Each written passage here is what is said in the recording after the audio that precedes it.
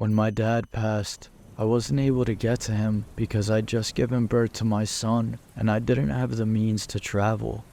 Although he and I had a somewhat strained relationship, it hurt that I couldn't be there with him. I've had to push aside my hurt and focus on my son in the last few years, but every now and then, this hits me pretty hard.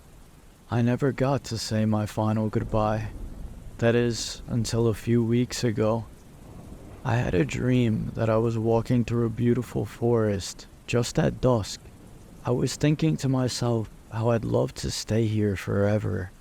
And then, I heard my dad laugh beside me. When I looked over, he said, jokingly, "You can't stay here. You've got things to do." He meant that I had to go back to my son. We talked for a few minutes about things that were troubling me, and his death came up. I asked if he missed me, to which he replied with a simple no. My heart broke, and he said, "Come to my house, have a cup of coffee with me, and I'll explain." Suddenly, we were at a little mound house, like a hobbit house from Lord of the Rings, built into the side of a hill. It was so beautiful, and when we walked through that door, it was like walking from the outside to another outside. There was a very comfy looking chair that sat on top of a massive hill, and beyond the hill in a beautiful valley was a series of rooms all connected at odd angles, but with no roof. I looked closer and saw my siblings and their families in different rooms.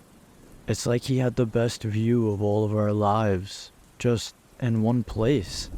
He motioned me to sit, and I was completely enveloped with a sense of peace, contentment, and happiness. My dad standing next to me and saying, "I don't miss any of you because I see you every day, every night, at every special moment. I hear you when you talk to me. I feel the love when you tell your kids about me. So no, Mandy girl, I don't ever have a chance to miss you.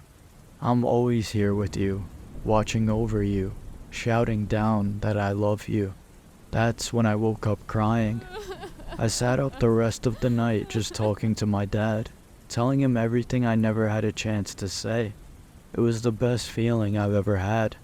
I don't know if anyone else needs to hear this, but I truly believe our loved ones are always there, shouting down that they love us, even if we can't see them.